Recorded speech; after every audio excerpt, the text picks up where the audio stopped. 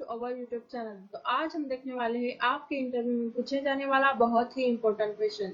तो वीडियो को एंड तक जरूर देखिए और बिल्कुल भी स्किप मत कीजिए। तो हमारा सवाल है, what is difference in power transformer and distribution transformer. इसका मतलब है पावर ट्रांसफार्मर और डिस्ट्रीब्यूशन ट्रांसफार्मर में क्या डिफरेंस होता है। तो यदि आप इलेक्ट्रिकल के स्टूडेंट्स हो तो आपके लिए ये क्वेश्चन बहुत ही इम्पोर्टेंट है। चलिए देखते हैं हमारा डिफरेंस क्या होता है इन दोनों में। तो आपको पहला पॉइंट दिख रहा होगा कि जो है डेफिनेशन। पावर ट्रांसफार्मर की डेफिनेशन में है stepping up of the voltage for efficient transmission.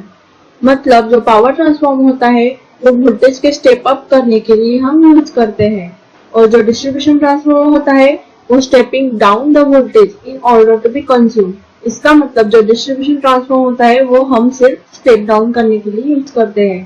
दूसरा पॉइंट है स्पेसिफिकेशन, जिसमें कि पावर ट्रांसफार्मर जो है वो हायर वोल्टेजेस के लिए यूज होता है और एमवीए रेटिंग जो है अबव 200 एमवीए है, और जो डिस्ट्रीब्यूशन ट्रांसफार्मर है वो मिडल टू लोअर वोल्टेजेस के लिए यूज किया जाता है, और जो एमवीए रेटिंग है वो लेस देन 200 एमवीए है।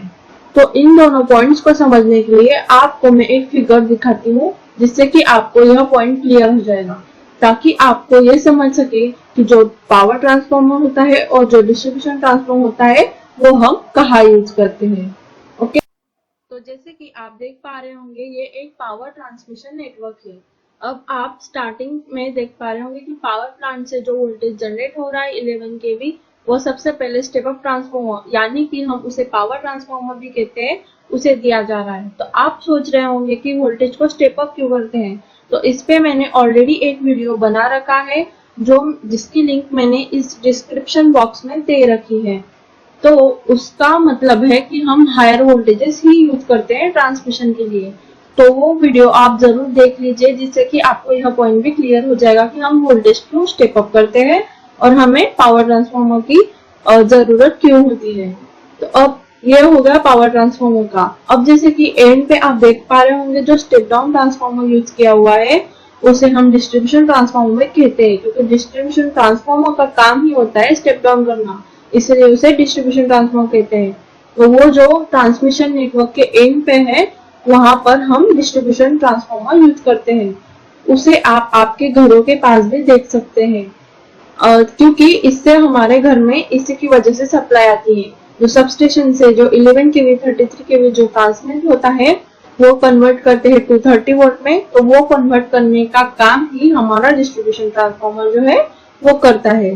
तो आपको यह क्लियर हो गया होगा कि पावर ट्रांसफार्मर और डिस्ट्रीब्यूशन ट्रांसफार्मर कहाँ कहाँ यूज करते हैं। तो ये कुछ पॉइंट्स है पावर ट्रांसफार्मर और डिस्ट्रीब्यूशन ट्रांसफार्मर के बारे में, जो कि मैंने अभी अभी आपको डिस्क्राइब किए, वही मैंने यहाँ पर नोट में आपको लिख के दिया है। इसका यदि आप स्क्रीनशॉट ले लेंगे तो आप जब इंटरव्यू या आपको जब काम होगा तब आप उसे देख पाएंगे। तो इसी में वही लिखा है कि हम पावर ट्रांसफार्मर का कब यूज करते हैं और डिस्ट्रीब्यूशन ट्रांसफार्मर का हम यूज कब करते हैं। तो इन शॉर्ट में पावर ट्रांसफार्मर जो होते हैं वो स्टेप अप वोल्टेज करने के लिए यूज किया जाता है, जैसे कि 11 kV और 33 kV जो जनरेटेड वोल्टेज होते हैं उन्हें 765 kV जो कि अपने इंडिया का सिनारियो है और ट्रांसमिशन वोल्टेज का, उतने तक हम उसे बढ़ाते हैं। और जैसे कि डिस्ट्रीब्यूशन ट्रांसफार्मर आप देख पा रहे होंगे जो 11 kV और 33 kV सबस्टेशन तक आता है उसे स्टेप डाउन करने के लिए हम 440 वोल्ट में उसे यूज करते हैं। ओके, अब ये आपको फिगर में फिर से अपना डिफरेंस दिख रहा है। तो उसमें थर्ड पॉइंट है इफिशियंसी, जो कि मोस्ट इम्पोर्टेंट पॉइंट है। इस पे आपको जरूर क्वेश्चन पूछा जा सकता है, तो इसे ध्यान से सुनिए। तो जो पावर ट्रांसफार्मर के केस में है ऑपरेटिंग एट मैक्सिमम एफिशिएंसी, यानी कि इनका कहना है कि पावर ट्रांसफार्मर जो होता है वो 100% इफिशियंट होता है, यानी कि पावर ट्रांसफार्मर की एफिशिएंसी जो होती है वो 100% होती है, और जबकि डिस्ट्रीब्यूशन ट्रांसफार्मर की एफिशिएंसी है वो ओनली अबाउट 60 to 70% होती है। तो क्या आपने यह सोचा कि जो पावर ट्रांसफार्मर की एफिशिएंसी 100% ही क्यों है और डिस्ट्रीब्यूशन ट्रांसफार्मर की एफिशिएंसी 60 to 70% ही क्यों है। आपको इंटरव्यूअर क्वेश्चन पूछ सकता है कि पावर ट्रांसफार्मर 100% एफिशिएंट क्यों होते हैं।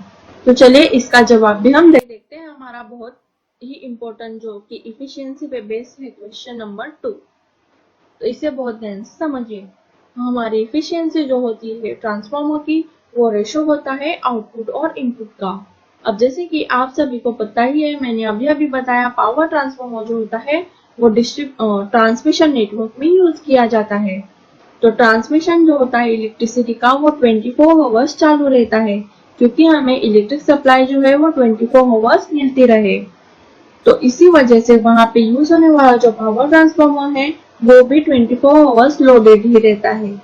तो यह हमें पता है कि पावर ट्रांसफार्मर जो है वो फुल लोड पे ऑपरेट करेगा, क्योंकि वो 24 आवर्स वर्क कर रहा है। तो यही रीजन है कि जो ट्रांसफार्मर होता है पावर ट्रांसफार्मर, उसकी डिजाइन ही ऐसे की जाती है कि उसकी इफिशियंसी 100% एट फुल लोड हमें मिले, क्योंकि वो फुल लोड पे ही ऑपरेट कर रहा है, ये हमें पता है। अब जैसे कि ये हो गया पावर ट्रांसफार्मर के केस में, तो इसी वजह से वो पावर ट्रांसफार्मर जो होता है वो 100% इफिशिएंट ट्रांसफार्मर कहलाता है। अब जैसे कि हम अब डिस्ट्रीब्यूशन ट्रांसफार्मर के केस में देखते हैं।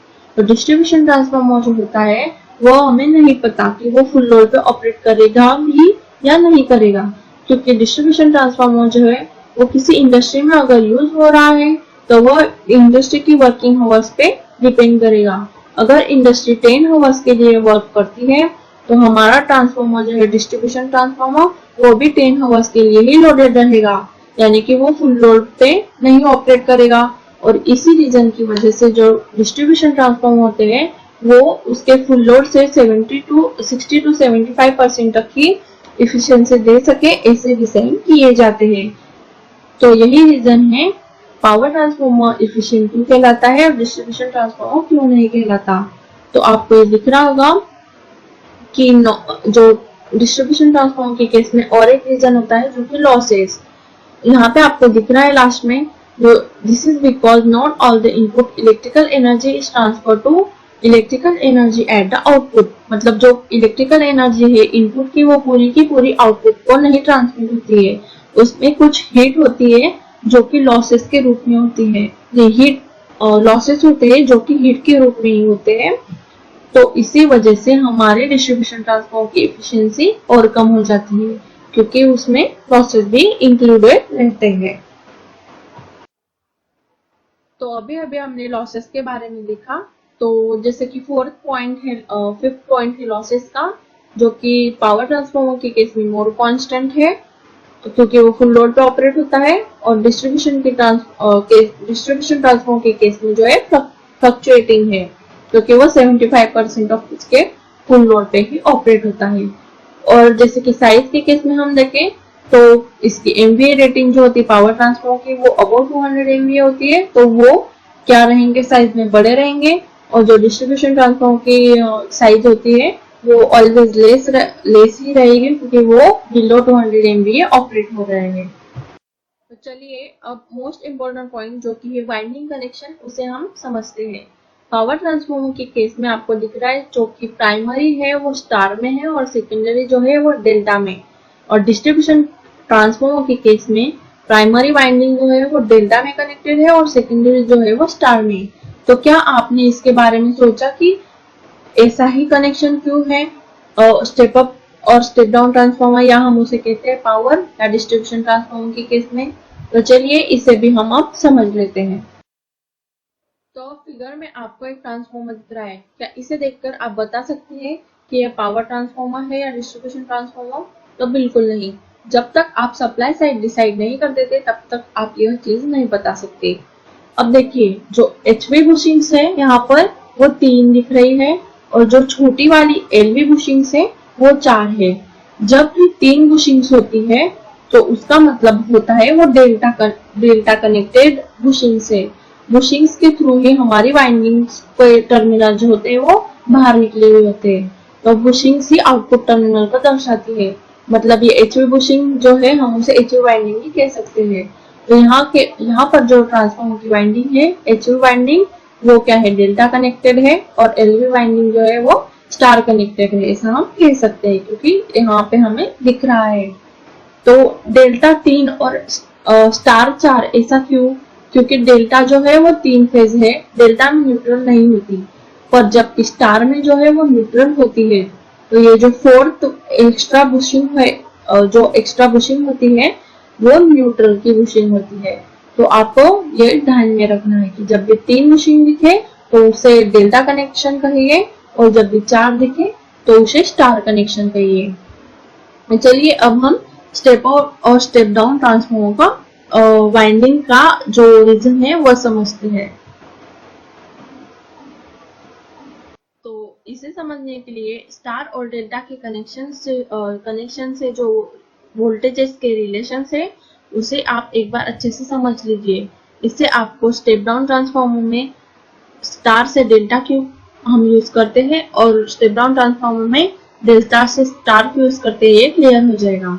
ठीक है, तो डिस्ट्रीब्यूशन ट्रांसफॉर्मर के केस में हम डेल्टा से स्टार ही क्यों करते हैं, इसका मोस्ट इम्पोर्टेंट और एक रीजन है जो कि मैं आपको बताना चाहूंगी। अब जैसे कि आप सभी को पता ही है, हमारे घरों में सप्लाई जो होता है वो डिस्ट्रीब्यूशन ट्रांसफॉर्मर के थ्रू ही होता है। अब अगर आपके घरों में फेज और न्यूट्रल, जैसे कि सिंगल फेज 30 वोल्ट सप्लाई आपके घरों में आता है, तो आपको फेज और न्यूट्रल की जरूरत होती है। तो आपको जो न्यूट्रल मिलनी चाहिए वो आपको इसी डिस्ट्रीब्यूशन ट्रांसफार्मर से मिलनी चाहिए। तो इसी वजह से जो डिस्ट्रीब्यूशन ट्रांसफार्मर का आउटपुट में हम स्टार रखते हैं, क्योंकि डेल्टा में तो न्यूट्रल नहीं होती है, स्टार में ही न्यूट्रल हम प्रोवाइड कर सकते हैं। तो इसी वजह से डिस्ट्रीब्यूशन ट्रांसफार्मर का आउटपुट जो होता है वो स्टार में किया जाता है, जिससे कि हमें न्यूट्रल आसानी से मिल सके हमारे सिंगल फेज 230 वोल्ट को सप्लाई देने के लिए। तो यह बहुत इंपॉर्टेंट रीजन था। और also there is thing about delta connection preventing third harmony currents from flowing in the supply lines। इसका मतलब हार्मोनिक्स जो होते हैं वो भी इससे प्रिवेंट हो जाते हैं अगर हम आउटपुट में स्टार लगाएंगे। तो यदि आपको वीडियो पसंद आया हो तो लाइक, शेयर एंड सब्सक्राइब जरूर कीजिए, और ऐसे ही वीडियोस को देखने के लिए बेल आइकॉन को जरूर क्लिक कीजिए। धन्यवाद।